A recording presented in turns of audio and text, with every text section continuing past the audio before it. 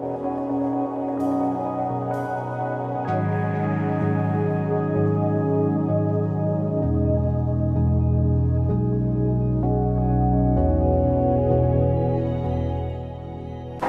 plus d'une décennie de refroidissement, les relations diplomatiques entre Kigali et Paris semblent vouloir se réchauffer.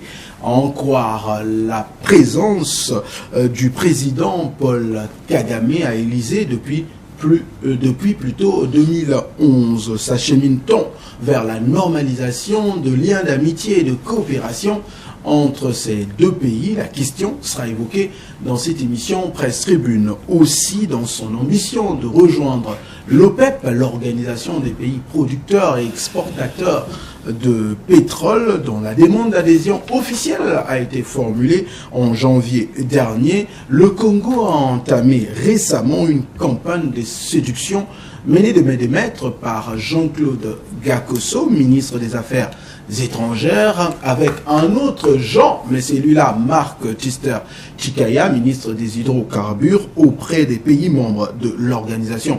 Objectif, s'assurer de leur soutien lorsqu'il sera question de statuer sur l'adhésion du Congo. Mais alors, la question qui s'y pose, quel intérêt pour le Congo de devenir membre à part entière de cette organisation, mais aussi quels sont les atouts que dispose le Congo pour prétendre à devenir le 7e pays africain membre du cartel très fermé de l'OPEP. On en parle dans cette émission avec la prétention de porter quelques tentatives de claircissement. Et pour en parler, nous avons le plaisir de recevoir sur cette émission Clovin Hassen, membre de la société civile, qui regarde de très près les sociétés qui travaillent donc dans l'extraction des matières premières. Merci beaucoup, Monsieur Hassen, d'être avec nous sur ce plateau. Merci beaucoup. Un plaisir de recevoir Jules Das Golondele, il est analyste politique. Jules Das, bienvenue dans cette émission Presse Tribune. Merci Sergio, avec plaisir. Mesdames et messieurs, vous l'avez compris, c'est aussi avec plaisir que nous avons l'honneur d'être avec vous dans le cadre de ce nouveau numéro de votre magazine Presse Tribune qui traite des questions qui touchent à la marche de notre société. C'est donc parti pour ce nouveau numéro, on se retrouve juste après. De retour sur ce plateau de Presse Tribune, on commence avec la règle de cette émission qui veut que nos invités puissent nous édifier sur le fait d'actualité de la semaine. On va commencer avec M. Hassen. Pour vous, qu'est-ce qu'on peut retenir au cours de cette semaine sur les questions d'actualité? Bon, en ce qui concerne les questions d'actualité, je voudrais bien revenir ou parler de la situation des jeunes de ras-le-bol qui sont arrêtés. Bon, vous savez, notre pays a voulu changer de constitution parce qu'on pensait que, bon, celle-là devrait permettre un peu plus de liberté, donner un peu l'opportunité aux jeunes de s'exprimer. Et c'est ce qui a été comme l'élément de défense lors de la campagne référendaire sur cette constitution. Et dans cette constitution, l'article 25 dit exactement que tout citoyen a le droit d'exprimer et d'afficher librement son opinion par la parole, par l'écrit, par l'image ou par tout autre moyen de communication. Donc, aujourd'hui, nous devrons faire un effort dans notre pays de respecter ce que nous-mêmes nous avons retenu. Or, pendant le procès du général Mokoko, il y a eu des jeunes de ras-le-bol qui affichaient, qui exprimaient leur opinion en disant que c'est un procès politique. Ils ont exprimé leur opinion. Aujourd'hui, c'est malheureux que ces jeunes se retrouvent en prison juste pour avoir voulu appliquer ce que nous avons nous-mêmes décidé dans notre constitution de 2015. Et là, c'est gênant pour nous au niveau international, nous qui allons défendre la situation du pays dans des grands forums internationaux pour améliorer l'image. Nous sommes coincés nous-mêmes. Parce que quand vous arrivez, les amis vous ouvrent la page noir sur blanc, voyez l'article 25 de votre constitution. Sur quelle base on peut arrêter les enfants qui, ou certains, ont 25 ans, 37, c'est les gamines même parfois qu'on a arrêté pour avoir voulu exprimer son opinion. Et ça met mal à l'aise. Nous pensons que le gouvernement devrait assumer ses responsabilités pour qu'on puisse faire respecter la Constitution par tous. Il ne va pas avoir deux pas, deux mesures. D'un côté, vous avez ceux qui peuvent tout faire, bafouer la loi, ne pas respecter les principes établis dans le pays. Ils sont libres de leur mouvement, ils ne s'inquiètent de rien. Mais dès que les jeunes ou bien les citoyens veulent exprimer leur opinion sur ce qui se passe dans le pays, ils sont menacés. Donc nous demandons que le gouvernement fasse un effort de libérer ces jeunes parce que ça nous salit, nous qui défendons le gouvernement. L'image du pays. On va donner la parole à M. Golondélé, qui est donc analyste politique. Pour vous, le fait d'actualité? Pour moi, le fait d'actualité aujourd'hui, Sergio, c'est juste les précautions que prétend prendre le gouvernement congolais par rapport à la situation de la maladie Ebola qui prévaut, ce qui se passe en RDC. Aujourd'hui, nous sommes appelés, ou le gouvernement est censé, pour la protection de sa population, protéger les frontières pour justement empêcher la traversée justement de cette maladie. Mais qu'est-ce que nous constatons malheureusement, c'est que nos frontières sont souvent poreuses, malheureusement. Et aujourd'hui, la crainte, c'est que, est-ce que ce que dit le gouvernement par rapport aux précautions que le gouvernement est en train de prendre ou que le gouvernement a pris, est-ce que ces précautions sont vraiment rationnelles? Parce que aujourd'hui, dans nos localités, le cas d'une localité comme Betou ou encore d'une localité comme Mosaka ou Liranga, est-ce que vraiment la police dans cette zone-là, y a-t-elle des effectifs qui peuvent faciliter justement à cette institution de bien faire son travail? Ou encore les agents des eaux et forêts qui travaillent dans cette zone-là, est-ce que ces agents-là ont-ils assez de moyens logistiques capables justement de faire ce travail? D'où moi je pense qu'aujourd'hui cette démarche elle est bonne, mais il faudrait que le gouvernement comprenne aussi que quand vous envoyez les éléments pour des raisons de sécurité, de diverses raisons dans les localités ou dans les frontières, il faut que ces gens puissent être à mesure aussi de bien faire leur travail. Par conséquent, il faut les équiper comme il se doit au point de vue logistique à ce que le travail soit fait, parce que ici le problème c'est le problème de l'intérêt général. Merci beaucoup, Monsieur Golondélé. On va donc maintenant entrer dans le vif de notre sujet. Je vous rappelle, on a donc deux thèmes, comme d'habitude, dans cette émission. On va commencer à parler du Congo, avec donc son adhésion à l'OPEP. On le sait, l'OPEP, donc, c'est l'organisation des pays producteurs et exportateurs des pétroles qui a pour mission de fixer le quota des productions qui influent sur les prix des ventes des pétroles dans l'intérêt de ses membres. Mais moi, la question que je veux poser à Monsieur Hassen, quel rôle joue exactement l'OPEP dans le marché de pétrole pour éclairer nos téléspectateurs? Bon, en fait, l'OPEP a été créé juste pour que les pays qui forment ce qu'on appelle aujourd'hui un cartel puissent avoir la maîtrise ou bien la décision sur les prix sur le marché, la décision sur la production, la décision sur la commercialisation. Bref, le but principal était celui-là parce que c'est les pays qui, d'une manière générale, étaient marginalisés avec les décisions que les États-Unis prenaient du jour au lendemain sur les prix, sur ceci concernant le pétrole. Et ces pays, donc, je crois qu'il y avait le Venezuela au départ, il y avait l'Irak, il y avait l'Irak, voilà, qui s'était organisé pour que vraiment ils se soutiennent entre eux pour qu'ils ne subissent pas trop l'influence d'une décision sur les prix qui ne dépendait pas d'eux, mais des États-Unis principalement. Donc on peut dire, donc gros, ils s'entraident pour prendre des décisions chaque fois pour voir comment faut-il maîtriser le prix pour ne pas chaque fois que par exemple le prix devient trop en dessous du prix qui puisse être bénéfique pour eux.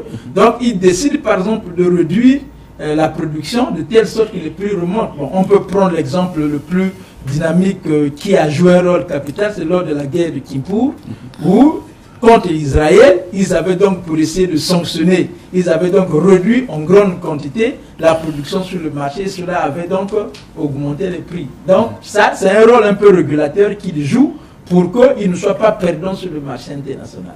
Alors, en résumé, c'est ce que je peux dire concernant le peuple. Voilà, et le Congo, qui, je rappelle, donc nous sommes en janvier, plus exactement le 18 janvier, donc il y a eu un communiqué signé par le directeur du cabinet du président de la République, Florent Tiba, qui annonce la volonté du Congo à pouvoir adhérer donc à l'OPEP, et cela traduit la volonté du président Denis Sassou Nguesso de porter le pays au rang des leaders mondiaux porteurs de propositions dans les négociations internationales. On sait bien que c'est important, mais que gagne le Congo en adhérant à l'OPEP? Là, je pose la question à Golondeli. Bon, mais je crois que tout à l'heure, monsieur Arsène l'a dit. Par rapport au but, aux objectifs principaux justement de l'OPEP, le Congo est dans ses droits le plus absolu d'adhérer ou de faire la démarche pour aller vers justement l'adhésion et pour faire partie justement de ce lobby. Alors, l'intérêt, c'est quoi? L'intérêt, c'est que nous, au Congo, le Congo fait partie des pays producteurs du pétrole. En Afrique, on fait partie des 3 ou 4 pays. Au quatrième rang des pays producteurs de pétrole. Donc, c'est tout à fait normal que désormais, nous aussi, nous puissions nous retrouver dans cette cour des grands, que aussi nous soyons à mesure, justement, de ne pas toujours passer par des intermédiaires pour pouvoir, justement, vendre notre pétrole. Vous savez que les pays de l'OPEP, c'est des pays qui ont aussi le monopole de la vente justement de leurs produits bruts, dans le sens que quand il y a des décisions à prendre, les pays qui font partie de la structure, c'est des pays qui ont le droit justement, ou encore ces pays ont les mêmes droits. Or que nous, aujourd'hui, le Congo-Brazzaville par exemple, nous n'avions pas les mêmes droits que ces pays de l'OPEP en ce qui concerne par exemple la vente de notre pétrole. Parce que notre pétrole, souvent, d'après mes informations, nous sommes obligés de passer par des intermédiaires. Et ces intermédiaires souvent aussi, et qu'est-ce qui nous ramène au retour justement par rapport à notre propre produit. Et aussi, c'est pour nous permettre justement aussi de contrôler notre production. Parce que d'après mes informations aussi, au niveau par exemple des plateformes pétrolières à Pointe-Noire, ça échappe même à l'État congolais ou encore aux Congolais le nombre de barils de pétrole qui sont extraits par jour. Alors donc, c'est tout à fait normal que nous puissions faire partie de cette structure si demain matin on nous accepte, bien sûr, parce que c'est encore une démarche. Mais le gros problème aujourd'hui, c'est de savoir, est-ce que nous, en faisant cette démarche, nous serons capables de respecter justement les principes? Le principe. Ça, c'est une autre question. On va y revenir. On est plein dedans. Je voudrais poser la même question à M. Hassen. C'est vrai, on connaît l'importance quand même de cette organisation. Chez les Congolais lambda, on se posera la question. Qui va gagner le Congo en intégrant, par exemple, l'OPEP? Bon, en fait, en intégrant l'OPEP, il y a les avantages et aussi les inconvénients. En ce qui concerne les avantages, c'est peut-être intégrer surtout un marché qui va aider dans la commercialisation de notre brut. De notre part, en fait, pas notre brut en tant que tel, mais de notre part, parce que notre brut est partagé entre nous et les sociétés qui l'extraient. Donc, le problème du Congo, ce n'est pas forcément ça. Ça veut dire qu'au moins, on connaît ce qui s'est passé au pays, que la SNPC, à qui le Congo avait confié la mission de commercialiser son brut, n'avait pas l'expertise nécessaire dans le trading. On a constaté que, tout le monde le sait d'ailleurs, que le pétrole a été presque bradé. Tout le monde le sait, avec les prix qu'on connaît, où le prix pour certaines périodes subissait des décotes allant parfois jusqu'à $30 par baril. Ça, je le dis par exemple pour l'exercice 2014. Quand vous regardez la quantité de brut qui a été commercialisée, vous voyez le revenu qui a été versé au trésor public, vous comprenez que pour la part qui concernait les reversements au trésor public, le montant était en dessous du montant qui devrait être versé. Donc là, alors, ce qui veut dire, quand on intègre l'OPEP, qu'est-ce que cela va changer? Oui, ça veut dire qu'en intégrant le PEP, donc on peut déjà avoir une collaboration entre partenaires qui sont dans le même cartel pour l'aider à commercialiser son brut. Ça au moins, ça pourrait être une voie intéressante pour la commercialisation de notre brut. Mais le problème aujourd'hui qui se pose, comme je le disais, pour essayer un peu d'éclairer ce que mon ami Golondeli vient de dire, non. En fait, le grand problème, ce n'est pas que les sociétés pétrolières, on n'a pas la maîtrise des barils qui sont produits par jour. Non, le grand problème de notre pays, c'est juste le fait que nous ne pouvons pas aujourd'hui. Aujourd'hui, il y a des compteurs qui sont installés. Il y a des compteurs On connaît le nombre de barils. C'est de vérifier est-ce que les compteurs sont bien réglés, est-ce que nous avons une expertise nécessaire, parce qu'aujourd'hui les sociétés ne travaillent plus comme hier où Elf était seul actionnaire, dont Elf il faisait ce qu'il voulait de notre pétrole. Aujourd'hui, les sociétés travaillent plus en partenariat. Il y a plusieurs actionnaires dans chaque participant dans chaque champ. Donc, c'est maintenant très difficile, comme nous on puisse voir une société qui pille le pétrole dans un État sans que l'État ne soit au courant. Le problème, c'est plutôt la complicité entre les dirigeants et ces sociétés, de telle sorte qu'ils peuvent avoir des accords qui ne sont pas clairs, de telle sorte que certains barils sont peut-être revendus au profit de ceux qui dirigent nos États, souvent en Afrique, c'est le constat qu'on a fait. Mais le problème du Congo aujourd'hui, c'est concernant le terminal de Njeno.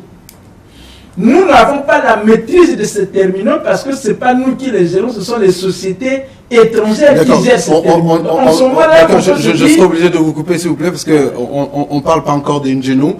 D'ailleurs, je veux vous poser la question là-dessus parce que quand vous adhérez à l'OPEP, mais il y a quand même des conditionnalités à remplir. Moi, la question que je posais, je revenais vers vous. Quels sont les atouts du Congo aujourd'hui pour espérer, comment dirais-je, avoir le cutus des pays membres et rejoindre comme le 7e pays africain de ce cartel qu'on dit très fermé de l'OPEP. Bon, eh bien, vous savez, le Congo en tant que tel, c'est pourquoi d'ailleurs vous avez parlé au départ les déplacements des ministres, justement, plus précisément celui des affaires étrangères et celui des hydrocarbures. Vous savez, pour adhérer dans une organisation comme l'OPEP, par exemple, vous devez avoir justement une diplomatie efficace. Parce que cette diplomatie, en allant justement exhiber, ou encore peut-être pas le mot qu'il faut, mais en allant chercher à faire convoiter notre image à l'extérieur, il faut que vous soyez à mesure justement qu'au retour, ces pays que vous allez solliciter de soutenir votre démarche puissent aussi gagner quelque chose. Maintenant, la question que moi personnellement je me pose justement par rapport à cette démarche, quand nous allons par exemple au Nigeria, quand nous allons par exemple dans un pays comme l'Arabie Saoudite, parce qu'en diplomatie, rien n'est donné gratuitement. Alors, nous allons solliciter justement ces États pour nous appuyer à ce que demain, s'il y a lieu que le Congo devienne membre, que ces pays puissent justement nous donner leur cutus ou encore que ces pays puissent peser quand même de beaucoup pour que notre adhésion soit acceptée. Maintenant, la question que je me pose aujourd'hui, au moins, ces pays produisent beaucoup de choses. Mais le Congo, qui va vers ces pays pour solliciter leur appui, ces pays au retour gagnent quoi? C'est la question que moi aussi je me pose aujourd'hui. J'ai essayé de faire les enquêtes là-dessus. Comme vous savez qu'au Congo, même les petits problèmes qui semblent être des problèmes d'actualité qui peuvent naturellement édifier l'opinion, les gens vont vous prouver que non, c'est des secrets d'État. Mais au fond, en ce qui concerne par exemple de telles démarches, les populations ont le droit quand même de savoir comment ça se passe. Au moins, ces pays savent que quand le Congo vient négocier, eux, ils peuvent certainement gagner quelque chose du Congo. Mais nous, le Congo, nous gagnons quoi vis-à-vis justement? Plutôt, ces pays-là gagnent quoi vis-à-vis du Congo. Aujourd'hui, le Nigeria est déjà dans le circuit depuis plusieurs années. L'Arabie Saoudite ne parlons même plus parce que, a dit M. Arsène tout à l'heure, l'Arabie Saoudite fait partie de ces pays depuis 1960, si j'ai une bonne mémoire, qui fait partie des pays qui dans le lobby justement du pétrole. Mais est-ce que aujourd'hui, le Congo, en faisant cette démarche, tout ce que nous allons devoir proposer en contrepartie à ces pays qui vont devoir soutenir notre démarche, est-ce que nous serons à mesure justement de respecter la même cela? Question que vous posez, certainement on va essayer peut-être d'y répondre, mais Monsieur Hassen, on voit bien qu'aujourd'hui le Congo a quand même une très bonne position. Nous avons passé, grâce notamment au gisement de Monu Nord, à une production de 250 000 barils par jour, et on espère cette année atteindre le 350 000 barils par jour, ce qui n'est pas moindre. Et 4e pays producteur sur le plan continental, c'est normal que nous ayons notre place au niveau de l'OPEP. Bon, en fait, c'est normal. Le problème, ce n'est pas celui-là. Vous savez, même quand nous avions atteint 300 000 barils par jour, mais la production totale annuelle tourne autour de 90 millions. Sur les 90 millions, selon les contrats de partage de production, le Congo, quand il a trop eu, c'est 50 millions de barils. Les années où il a eu beaucoup de barils, c'est 50 millions de barils.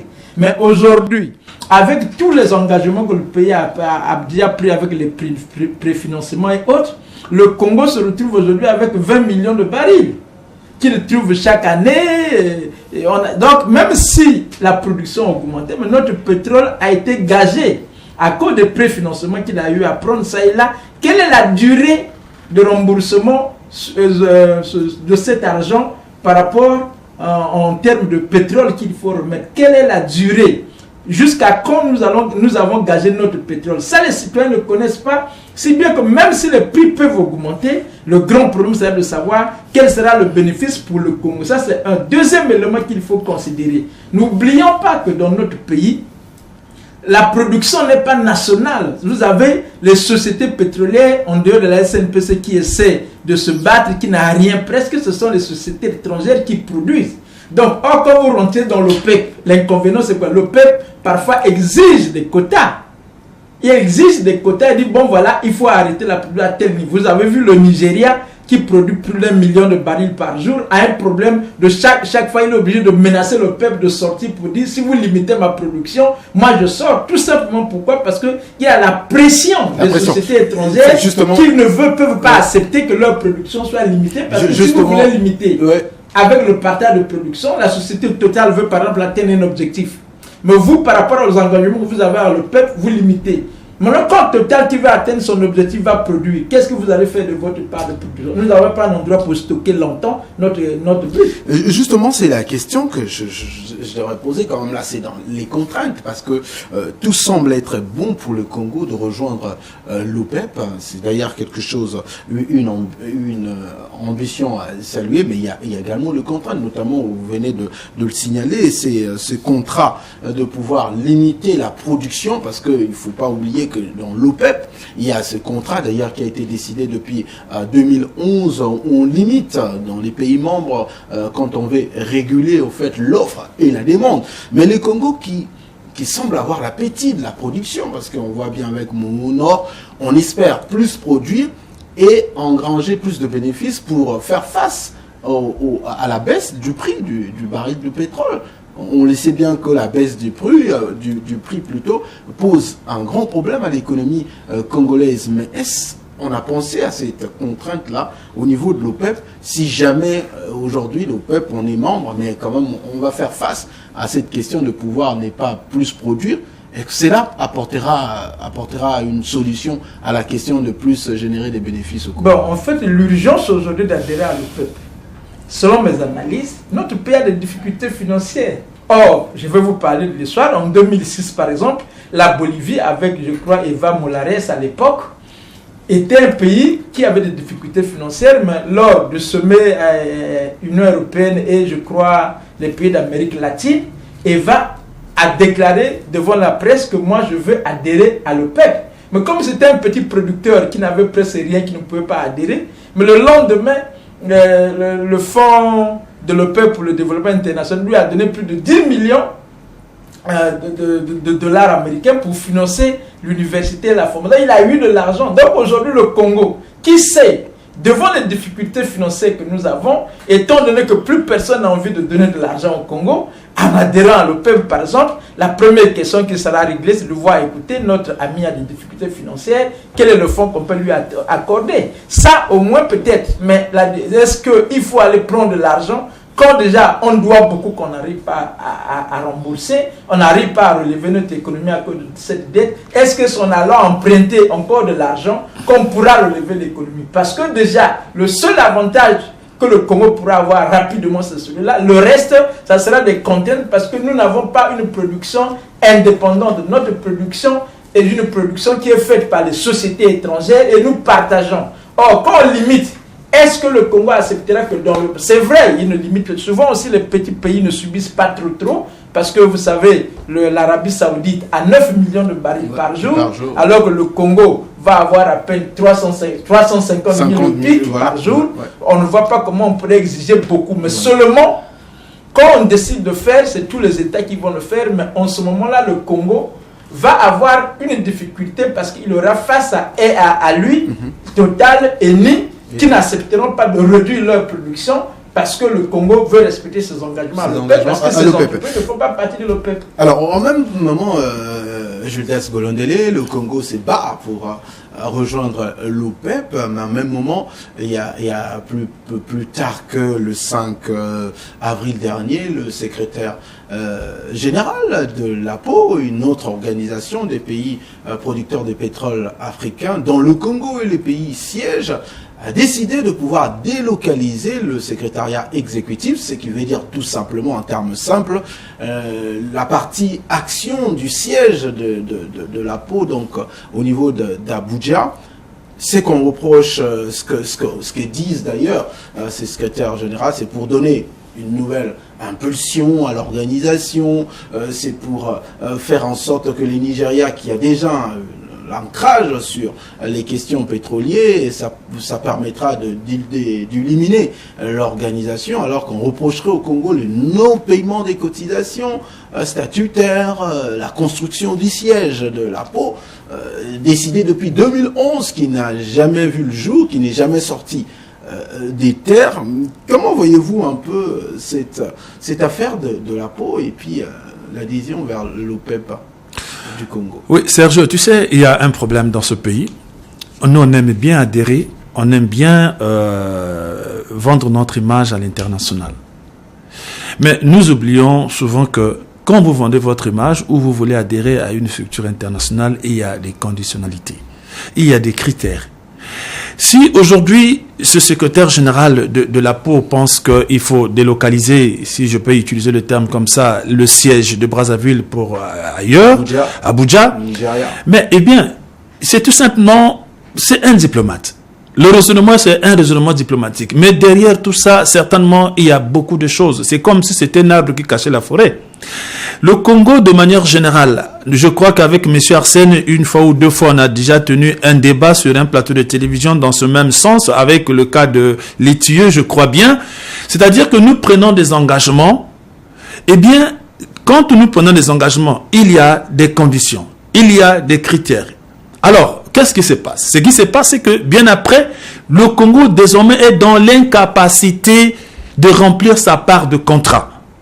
Voyez par exemple avec le cas de Litieux, il suffisait tout simplement chaque année d'être transparent sur la production de l'extraction des produits, je crois, et ensuite produire des rapports positifs ou des rapports rationnels. Il suffisait seulement, tout simplement, de remplir ces critères.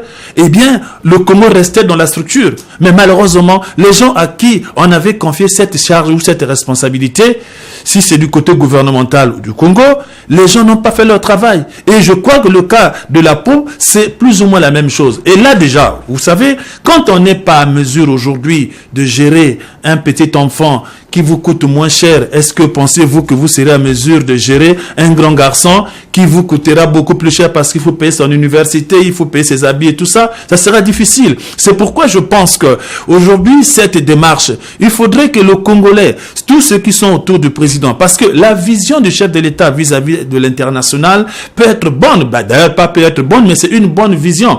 Mais est-ce que ceux qui sont autour de lui disent franchement que, monsieur le président, la démarche que nous voulons entreprendre, voici les inconvénients, voici les inconvénients, voici les inconvénients. Ou encore, les gens passent leur temps à lui montrer que des avantages. Et il y a certaines choses, par exemple ce cas-ci, vraiment délocaliser un siège comme celui-ci de votre pays pour un autre, vraiment c'est un déshonneur.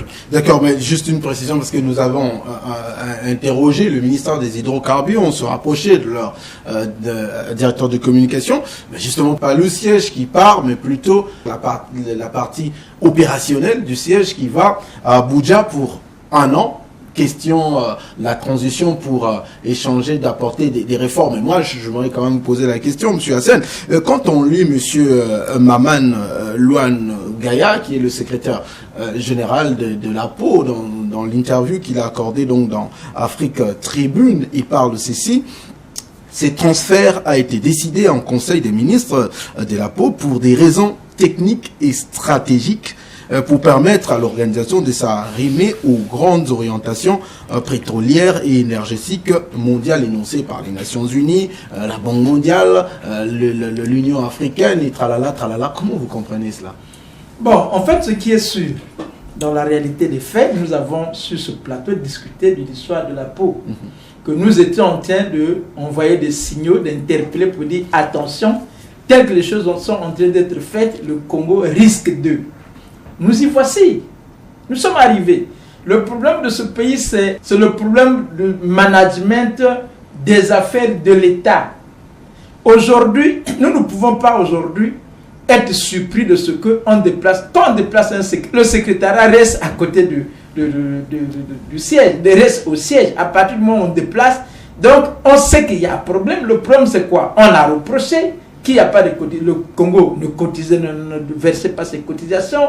Le Congo ne prenait pas part aux réunions des ministres de la peau. On a fait ce constat. Et d'ailleurs même le jeune qui a voulu attirer l'attention du ministre pour dire attention sur ce qui se passe à la peau a été viré de ses fonctions y compris sa femme.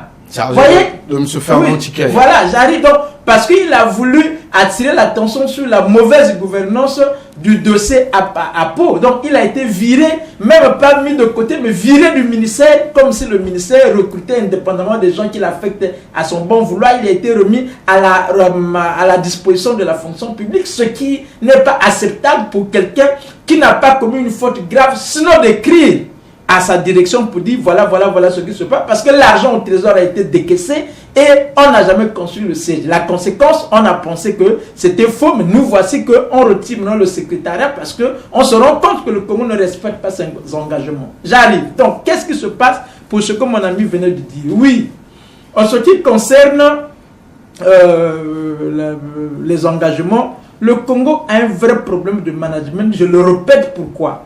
Est-ce que le gouvernement, dans sa manière de faire, a une réunion avec les ministres du Conseil des ministres où il y a eu une feuille de route qu'on doit vérifier. Il y avait tel engagement, où en êtes-vous? Mais sinon, dans tous les secteurs, nous sommes surpris des échecs qui arrivent. On va d'ailleurs suivre ce report de nos confrères de la télévision sur la tournée, je peux appeler ainsi, du ministre Jean-Claude Gakosso, accompagné donc de son collègue des hydrocarbures, pour essayer donc de sensibiliser, s'assurer du soutien des pays membres donc de l'OPEP pour l'adhésion du Congo. Le Congo mène un plaidoyer auprès des États membres de l'OPEP dans l'optique de soutenir sa candidature d'adhésion à ce cartel pétrolier. Cette initiative est portée au plus haut niveau par le chef de l'État Denis Sassou Nguesso. La visite de travail du président de la République Denis Sassou Nguesso en Arabie Saoudite du 24 au 27 mars 2018 en est une illustration. Pour soutenir ces efforts, le chef de l'État Denis Sassou Nguesso a dépêché en Afrique et au Golfe 2 membres du gouvernement. Le ministre des Affaires étrangères Jean-Claude Gakosso et le ministre des Hydrocarbures Jean-Marc Tister-Tikaya. Cette délégation congolaise, conduite par le ministre des Affaires étrangères Jean-Claude Gakosso, a posé ses valises au Nigeria, grand producteur africain du pétrole. L'enjeu est à la fois politique, diplomatique et minier. Je pense qu'on peut toucher du bois et prier tous les dieux de l'Olympe, si je puis dire, pour que le 22 juin prochain, lorsque le conseil d'administration de l'OPEP se réunira à Vienne, qu'un consensus solide se forme autour de la candidature du Congo. Après le Nigeria, où elle a été reçue par le vice-président, la délégation congolaise s'est rendue aux Émirats arabes unis, où elle a été reçue par la ministre d'État en charge de la coopération internationale. Ici, l'adhésion du Congo à l'OPEP est l'enjeu majeur, a indiqué le ministre congolais des hydrocarbures Jean-Marc Tister-Tikaya. Cette initiative d'adhésion à l'organisation des pays exportateurs de pétrole OPEP fait suite donc à une volonté de son Excellence Monsieur le Président de la République, Denis Sassou Nguesso, de voir arrimer notre pays, qui est un pays, comme vous le savez, producteur de pétrole, arrimer donc aux grandes nations des pays exportateurs de pétrole. Le Congo dispose d'importantes réserves pétrolières et gazières. C'est ce qui fait de lui un candidat sérieux à l'OPEP. Mais cette adhésion a des exigences, le consensus. Pour pouvoir adhérer à l'OPEP, il faut un vote du Conseil des ministres des pays membres de l'OPEP à l'unanimité. Cela veut donc dire qu'il faut faire du lobbying, il faut aller voir l'ensemble des pays et puis vendre la destination Congo. Actuellement, le Congo est observateur à l'OPEP. Sa future adhésion à cette organisation offre plusieurs avantages sur le plan de l'expertise et de la vente du pétrole. En termes d'avantages, ce sont d'abord des échanges bilatéraux, faire partie d'un réseau extrêmement important de compétences, d'échanges d'expertise, de transfert de connaissances. Ça nous permettra de mieux valoriser nos ressources sur les marchés internationaux, mieux vendre notre pétrole, bien décider à quel moment il faut le vendre de façon à ramener le maximum de recettes au budget de l'État. La qualité de membre de l'OPEP n'est pas incompatible à celle de l'APO. Le ministre des Hydrocarbures, Jean-Marc Tissati-Kaya, assure qu'en tant que membre de l'APO, le Congo pourra porter la vision et la voix de l'Afrique au sein des organisations sœurs. De retour, alors on a suivi, je vais commencer par vous, Monsieur Hassen, on a suivi ce reportage. On peut se dire que le Congo a quand même des gens sur qui compter pour assurer son adhésion à l'OPEP. Bon, le groupe ce sont les gens qui sont déjà à l'OPEP. On ne peut pas en réalité, l'objectif de toute organisation c'est de s'élargir. Donc en principe là, il n'y aurait pas un vrai problème. Le problème, c'est l'engagement, parce que tout ce que vous allez faire comme flatterie au niveau international pour essayer de vendre notre image, mais il faudrait que, au plan interne, que cette image soit respectée, parce qu'on sait que, vous n'oubliez pas que celui qui dirige actuellement le PEP, c'est également un Nigérian. Donc, vous avez l'APO qui est dirigé par un Nigérian, vous avez le PEP qui est dirigé par un Nigérian, mais il y a le rapport sur le mauvais comportement du Congo au niveau de l'APO. Cela peut poser un problème si, par exemple, on ne fait pas bien notre diplomatie pour convaincre les autres. Mais ce qu'il faut faire, ce n'est pas en réalité ça, parce que si déjà, il a dit ici, dans une petite structure qui concerne que les Africains, vous n'arrivez pas à honorer les engagements, et c'est d'ailleurs dans presque toutes les structures dans lesquelles nous avons adhéré, nous n'arrivons pas à respecter nos engagements. Mais au niveau du trésor public, on constate que les fonds sont décaissés. Mais au niveau international, on se rend compte que l'argent n'est jamais reversé. Dans la plupart des cas, c'est la même chose.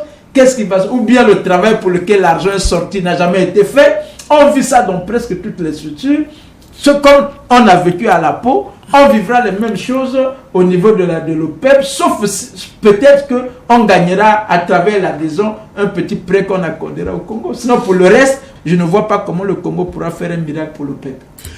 Mais nous espérons que ça va quand même être tout ce que vous dites. Ça tombe bien dans les oreilles des autorités. Mais moi, ce que je posais à M. Golondele, le 8 janvier, on a bien suivi le ministre des Affaires étrangères. L'Arabie Saoudite, vous l'avez rappelé d'ailleurs, depuis 1960, le pays est quand même l'une des figures emblématiques de l'organisation, l'OPEP, qui a, sans le cacher, annoncé son soutien au Congo. Et dans le reportage de nos confrères, on a bien eu les Émirats Arabes Unis, et bien le Nigeria également, qui est un géant.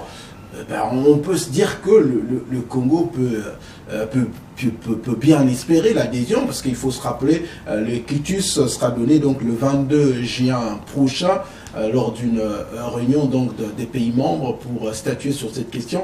Est-ce que le Congo peut avoir une adhésion? Monsieur Arsène a été clair tout à l'heure que pour l'ambition ou le désir de toute organisation, c'est de voir comment élargir justement sa structure. Mais je pense que nous ne devons pas faire la diplomatie de prestige. Faisons une diplomatie active. Parce que il ne suffit pas de voir le ministre faire les accolades, être bien reçu, les bonnes offices. Non! Le problème aujourd'hui, je suis d'accord avec M. Arsène, c'est pas forcément aller négocier qui pose problème. C'est la pré-négociation qui pose problème. Même si aujourd'hui, on peut se dire, bon d'accord, on peut dormir tranquille, ça va aller. Ce qui est sûr, c'est qu'on va dormir tranquille, ça va aller. Mais le gros problème, c'est que... Excusez-moi, on va peut-être vous accuser du pessimisme. Non, le problème, si c'est pas le pessimisme, le problème, c'est pas le pessimisme. Vous savez, il y a un adage qui dit, les mauvaises nouvelles ont toujours des ailes. Ok? Nous avons eu un mauvais comportement avec l'APO. Comme on a dit, le dirigeant de l'APO, c'est un Nigérian. Aujourd'hui, on va à l'OPEP, c'est toujours un Nigérian.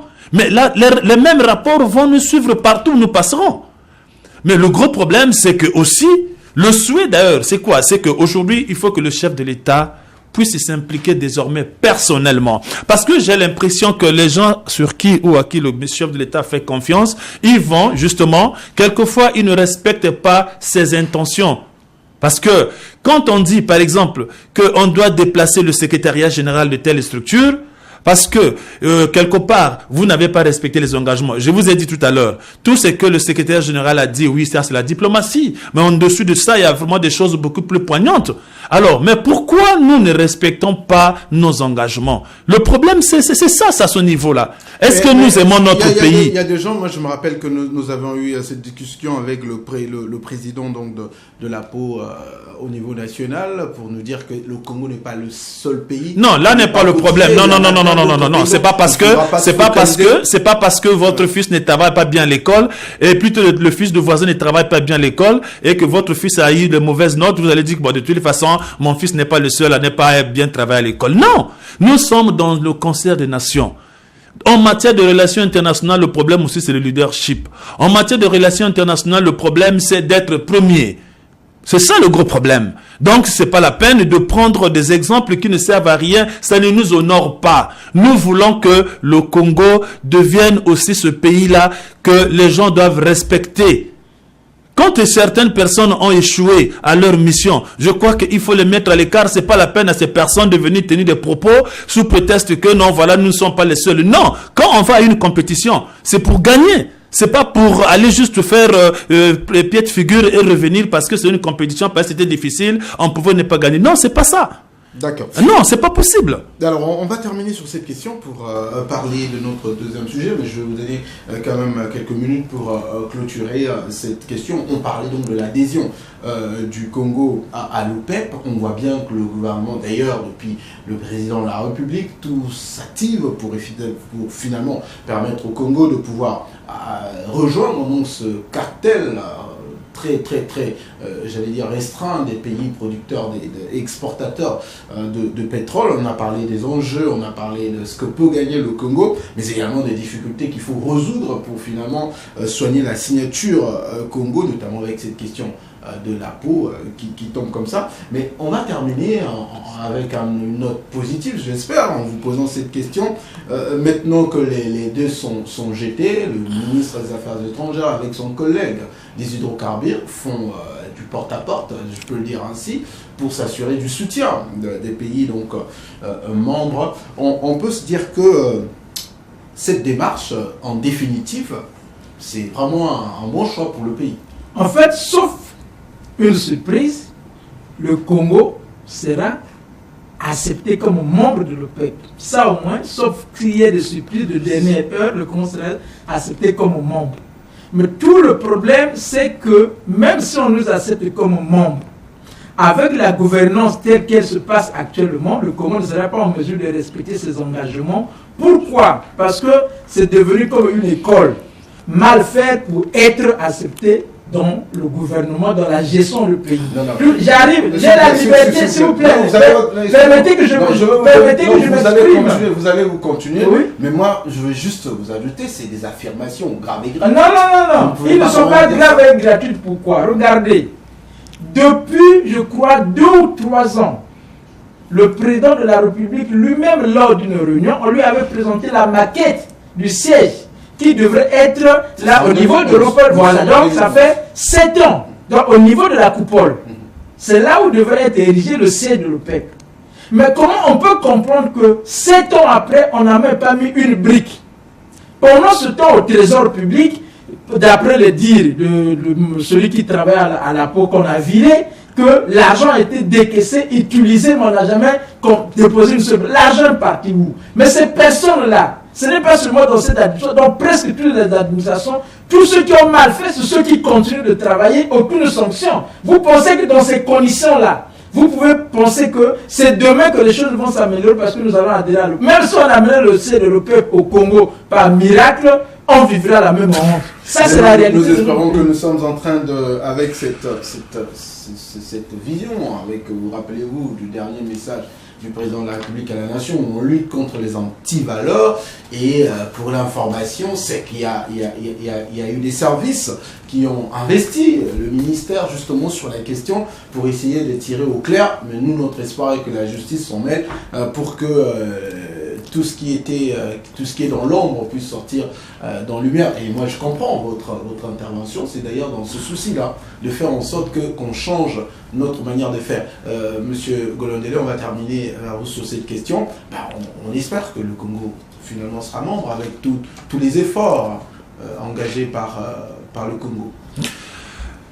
Vous savez, un pays, il est pays, c'est lorsque ce pays est connu à l'étranger, lorsque ce pays collabore avec les autres. Et quand ce pays entreprend une démarche similaire, le souhait est toujours que cette démarche soit aboutie. Mais le problème aujourd'hui, c'est que nous devons aimer notre pays. Et nous devons respecter nos engagements. Ensuite, nous devons faire de sorte que la politique ou la vision de la politique étrangère du président de la République soit respectée. Parce que aujourd'hui, le problème, c'est que nous sommes fatigués, les populations quand même. Chaque fois, quand nous voyageons, nous partons de gauche à droite. Mais prenons un peu l'exemple des autres États. Vous allez par exemple au niveau de l'OMS.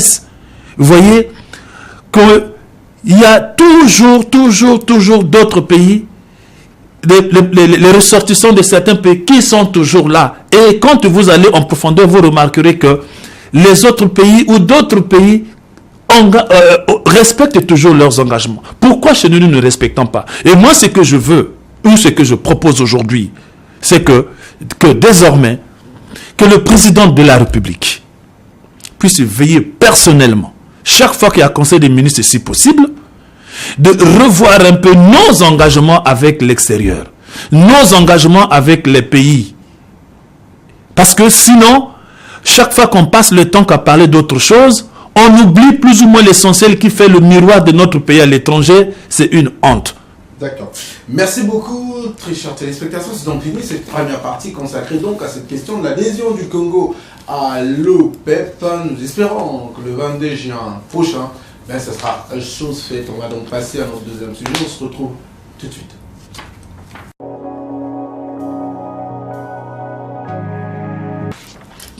De retour sur ce plateau des Presse Tribunes, mesdames et messieurs, vous êtes bien dans votre émission qui touche des questions, qui parle des questions, qui touche à la marge de notre société. On évoquait tout à l'heure la question de l'adhésion donc du Congo, l'adhésion imminente du Congo à l'OPEP. On va maintenant parler de la diplomatie avec le Rwanda et la France. Vous l'avez suivi, monsieur le président Kagame, Paul Kagame et Macron, le français. Finalement, ils se sont retrouvés à l'Élysée. Je le disais tout à l'heure à l'introduction, c'est depuis 2011 que le président Kagame n'a jamais foulé donc, le parvis de l'Élysée. Et on connaît bien la situation, on connaît bien toutes les difficultés qui existent entre donc, le Rwanda et la France avec cette histoire du génocide de 1994. Et je cite les paroles du président français prononcées lors de ce tête-à-tête avec Paul Kagame, que la France veut nouer une relation pragmatique. Qu'est-ce que ça vous inspire quand on regarde tous les entrefaits de cette relation? À vous la parole, monsieur. Bon, mais je pense que, vous savez, en relation internationale, les conflits sont toujours inhérents. C'est-à-dire que les conflits peuvent surgir à n'importe quel moment pour des raisons diverses. Ça peut être pour des raisons politiques, ça peut être pour des raisons économiques, ça peut être pour des raisons militaires. Aujourd'hui, justement, la France est dans l'obligation, justement, d'être pragmatique. Parce que n'oublions pas que le Rwanda est une épicerie de l'Afrique numérique aujourd'hui. Le président français actuel, le numérique ou le domaine numérique pour le président français actuel fait partie justement de son programme. Et il ne peut pas arriver, ça ne peut pas se faire de sorte que ce programme se réalise sans pour autant que l'Afrique soit concernée. Or, aujourd'hui, le Rwanda est presque la plate tournante de l'Afrique. Et aujourd'hui, n'oublions pas que Paul Kagame, c'est le président de l'Union africaine. Donc la France est dans l'obligation de collaborer avec celui qui aujourd'hui gère l'Afrique. Donc le pragmatisme aujourd'hui, c'est les réalités qui sont en face. Les réalités, c'est quoi? C'est que voilà, même si hier, nous, la France, par notre orgueil ou encore par notre insuffisance ou par notre complexe de supériorité, nous pensions qu'on ne peut pas traiter avec le Rwanda parce que le Rwanda nous traitait de complices par rapport au génocide du Rwanda de 1994, mais nous sommes en face d'une réalité. La réalité aujourd'hui aussi, c'est que, économiquement parlant, vous savez, le Rwanda n'envie pas grand-chose à la France. Parce que aujourd'hui, vous savez, il y a de cela quelques semaines, pour ne pas dire quelques mois, le Rwanda a organisé un sommet lors du sommet de l'Union africaine au Rwanda. Je crois qu'il avait organisé la zone de libre-échange continentale. Alors, ça veut dire quoi? Ça veut dire que le Rwanda pense qu'aujourd'hui, l'heure est arrivée où l'Afrique ne doit plus être ce supermarché où les prix de l'achat doivent être imposés par l'acheteur. Il faut d'ailleurs se dire que cette visite du président Kagame, Paul Kagame, a été d'ailleurs occasionnée par l'organisation en France d'un sommet international sur le high-tech. Et vous avez soulevé tout à l'heure que l'ambition du Rwanda, c'est être donc parmi les principaux acteurs du high-tech au niveau africain. D'ailleurs, ça réussit bien au Rwanda et de question de développement aujourd'hui, le Rwanda exporte plus qu'il n'importe. Voilà. En 2017, ils ont atteint 58% plutôt d'exportation et que d'exportation et que l'importation s'est réduite à 0,4%. Donc c'est qui veut dire que c'est un pays qui avance. Mais moi, la question que je m'aurais posée à M. Hassan, c'est-à-dire qu'il faut quand même rafraîchir la mémoire de nos téléspectateurs. Comment la France et le Rwanda sont-ils arrivés à une sorte de refroidissement de relations? Bon, les relations entre la France et le Rwanda se sont refroidies à cause de la situation du génocide, comme il venait de le dire, de 1994, où la France pense que c'est Kagame qui a l'origine de la mort de Habyarimana, le Rwanda reproche à la France d'avoir soutenu Habyarimana lors de la guerre civile, qu'il avait l'information que l'ambassadeur de la France au Rwanda avait déjà informé Mitterrand que tel que les choses se passent, il risque d'avoir un génocide, mais la France n'a rien fait pour soutenir, pour arrêter net ce qui se préparait. Il a presque encouragé par le simple fait qu'il n'a pas réussi à empêcher qu'il y ait donc cet événement qui a eu lieu. Donc à partir de ce moment-là, donc les Tutsis qui sont donc arrivés au pouvoir après donc cette lutte entre les deux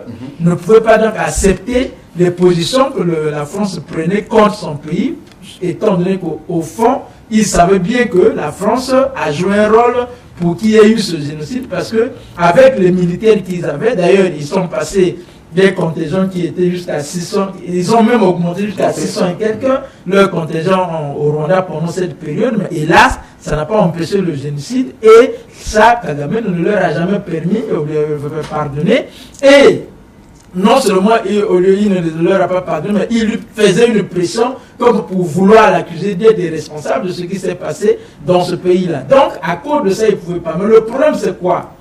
Il faut que le pays apprenne à se faire respecter. Le Rwanda l'a fait. Vous savez, ce pays n'a que 26 000 km, donc le Congo est 13 fois plus grand que le Rwanda.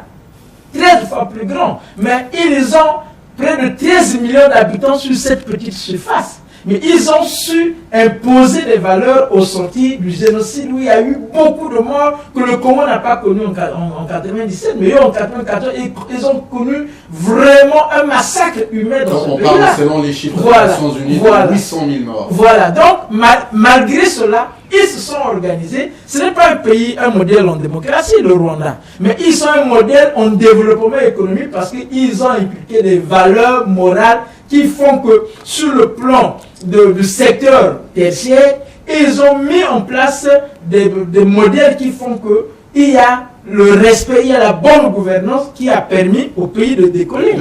Alors déjà, cet rapprochement, il y a eu une sorte de préfiguration depuis le mois de février de cette année où le ministre ou une représentante, j'allais dire le ministre des Sports, Laura Flessiel, donc de la France, qui s'est rendue là-bas. Mais on a aussi vu la visite de Nicolas Sarkozy, ancien président, qui lui, il faut se rappeler, pendant qu'il était encore au pouvoir, a essayé quand même de réchauffer, mais Hollande est venu tout remettre en cause. Mais ils sont partis là-bas pour essayer de donner un peu le ton. Et la rencontre, la dernière, donc au salon international de ces sommets sur le high-tech, le président Macron s'est encore vu avec le président Paul Kagame. Ça fera 6 fois au cours de cette année. Donc, ce qui prouve que l'intérêt que les Français ont de réunir avec le Kigali. Alors moi, je veux savoir, qui a fait le premier pas quand vous regardez tout cela, avec tous les mouvements entre les Français et entre la France, entre Paris et Kigali, qui a organisé tout ça et puis à qui va profiter ces renouements des relations? Bon, je vais vous dire rapidement que, vous savez, en matière de relations internationales, je reviens là-dessus, il y a plusieurs possibilités justement de relancer des relations entre les États. Je pense que la démarche, j'ai lu ça quelque part, c'est que la France a utilisé le Maroc. Le Maroc a été de beaucoup dans la démarche. Parce que vous savez que depuis un certain temps, le roi Mohamed VI est en train de faire carrément un grand pèlerinage en Afrique, pour ne pas dire de grands voyages, pour voir comment le Maroc peut réintégrer justement l'Union africaine. Et la démarche, ça permet justement à la France de profiter de cette démarche pour utiliser le Maroc pour vouloir chercher à réchauffer ses relations. Parce que, vous savez, la vision qu'a Kagame aujourd'hui, je vous ai dit tout à l'heure, Kagame pense qu'aujourd'hui, c'est fini cette histoire où, comme je l'ai dit tantôt, l'Afrique va continuer à être comme ce supermarché où les prix de choses vont être imposés par l'acheteur. Non, ce n'est plus le cas. Et autre chose, comme je l'ai dit, aujourd'hui, économiquement parlant, le Rwanda n'envie pas la France. C'est plutôt la France qui va profiter justement du Rwanda. Donc vous pensez par rapport à la situation, la France qui a plus d'intérêt à justement, à bien sûr que oui, oui, bien sûr que oui, bien sûr que oui, bien sûr que oui. Alors, M. Hassel, quand vous regardez ça, ça veut dire tout simplement que quand on a une économie organisée, on peut se faire respecter. Vous l'avez énoncé tout à l'heure. On peut se faire respecter. Mais bien sûr, même au point de voir la France, un pays francophone, soutenir la candidature, la ministre des Affaires étrangères du Rwanda comme candidate en mi-octobre de la francophonie, alors que le Rwanda parle anglais. Oui, en fait, le Rwanda ne parle pas seulement anglais. Le Rwanda, aujourd'hui, a mis un système qui fait qu'il y a 4 langues officielles. Donc, en dehors de l'anglais et du français, il y a 2 langues nationales, le Swahili et une autre langue. Le Munyarwanda. Voilà. Le Kinyarwanda, voilà, c'est ça. Ils sont parlés. Le grand problème du Rwanda, c'est quoi? Aujourd'hui, c'est normal que le Rwanda puisse être un interlocuteur respecté par les autres, parce qu'il a fait les efforts internes pour relancer son économie, pour créer des conditions propices au lancement de la croissance, et il a réussi. À partir du moment où il a réussi, il a mis l'accent sur la formation de l'élite. Il a mis l'accent sur la formation, il a mis l'accent sur la recherche. De telle sorte qu'aujourd'hui, le Rwanda a créé toutes les conditions qui ont fait que la formation a fait que l'élite a maintenant les capacités de gérer. L'élite, il y a la bonne gouvernance, il y a la transparence dans la gestion de la chose publique, jusqu'à mettre en place des numéros dans les administrations, de telle sorte que quand un service n'a pas pu répondre à une demande dans un délai de 48 heures, vous devrez informer ceux qui s'occupent de contrôle pour qu'ils soient sanctionnés. Donc, et puis le gouvernement a mis en place le Premier ministre, dans chaque secteur de l'administration, même dans les écoles, il y a un contrat de performance, même avec les villageois. Quand le directeur arrive dans une école, il y a un contrat de performance qui est signé. Le gars dit ce qu'il va faire, il énumère. Et au terme d'une période scolaire, au terme d'une période donnée dans chaque administration, on évalue. Et c'est de cette manière qu'aujourd'hui le Rwanda a créé toutes les conditions, que ce soit dans le domaine des services. Là encore, ils ont mis l'accent. Et aujourd'hui, à cause de ça, le fait que il y a une transparence comme ça, la corruption baisse automatiquement. À partir du moment où la corruption baisse, les recettes sont au service du développement. Et ils ont réussi le pari à partir du moment où ils ont mis ça. Vous pouvez imaginer que vous avez une densité de près de 400 et quelques habitants au kilomètre carré. Si, par malheur, on pouvait vivre ça dans le Congo, ça sera un carnage pour chercher la nourriture. Mais eux, ils ont réussi, malgré cette petite surface où ils sont 13 millions, ils ont fait un effort de telle sorte que la population importe maintenant moins pour se nourrir, ils exportent beaucoup. Et ça, c'est des prouesses. Et c'est ça que nous déplorons dans notre pays pour le moment. Et nous espérons que ça va arriver. Mais pour que ça arrive, il faudrait qu'on prenne le courage de mettre en place des réformes qui vont aider à ce qu'on puisse réellement aller vers la transparence, vers la bonne gouvernance et que l'argent du pays puisse être au service du développement et non des individus. Exactement, au service de développement. Alors, si on regarde la page-là, donc on peut espérer d'ailleurs d'ici là que l'ambassade de France à Kigali va ouvrir ce port, parce qu'on se rappelle que c'est depuis 2015 que cette ambassade a fermé. On peut se dire que chapeau à la diplomatie rwandaise. Bon, mais pour l'instant, on ne doit peut-être pas aller plus vite, parce que quand il s'agit de réchauffer les relations entre deux États, il y a beaucoup des choses qui rentrent en ligne de compte. Et je crois que cela n'est pas exclu. Je voudrais tout simplement rebondir sur la candidature de la ministre rwandaise des Affaires étrangères. Je pense que la France est obligée aujourd'hui de soutenir cette candidature parce que d'abord ce sommet que le Rwanda a organisé sur la zone de libre-échange. Le Rwanda s'est rendu compte que effectivement dans cette zone au niveau continental, au niveau continental, nous avons aussi des pays francophones. Et ces pays, c'est par exemple le cas d'un pays comme le Cameroun où on produit beaucoup. Et il y a aussi des pays comme le Congo qui ne produisent presque pas grand-chose. Et ça permettrait naturellement au Rwanda, dans ces conditions-là, d'exporter ses produits. Et dans ces conditions, qu'est-ce que le Rwanda fait? Même si hier, le Rwanda pensait que non, bon, la France, pour l'instant, met de côté. Mais le Rwanda a compris qu'il faut utiliser justement ce créneau de la francophonie, d'où il faut que nous essayons de remiroiter justement notre image à l'endroit de la France et en faisant de sorte que la France, qui jusqu'à hier savait très bien que la France, avec le procès de PNB, qui dit que le procès, voilà, comme quoi, lors du génocide du Rwanda 94, malgré l'embargo des armes, mais ce BNP Paribas faisait entrer les armes quand même au Rwanda. Alors, du coup, par rapport à ça, je vais finir rapidement, je vais dire tout simplement que le Rwanda, c'est aujourd'hui, Paul Kagame, c'est un animal politique. C'est-à-dire que c'est un fin politique, un fin stratège, parce qu'il pense qu'aujourd'hui, le Rwanda doit redorer son image au niveau international. Et aujourd'hui, que la France aussi soit à mesure, que la France aussi soit... Ok. Donc, on va terminer, vous avez juste 30 secondes pour dire que Louise Mushikiwabo, qui est la ministre donc, des Affaires étrangères, va avoir son poste. Bon, il ne faut pas dire qu'il va avoir forcément son poste, mais au moins, comme il a le soutien de la France, si c'est le cas, ça veut dire que les dés sont jetés, mais toutefois, il y a d'autres candidatures qui vont se présenter. Il faut donc aller aux élections pour voir qui l'emportera. Mais au moins, c'est déjà une bonne image qu'ils vont faire pour essayer de vouloir prendre la francophonie.